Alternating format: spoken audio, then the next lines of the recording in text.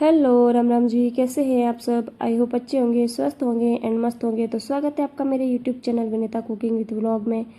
तीज त्यौहार आने वाले हैं तो मिठाई बनाना तो बनता है। तो आज मैं बताऊंगी बहुत ही आसान और टेस्टी मिठाई बनाने की रेसिपी।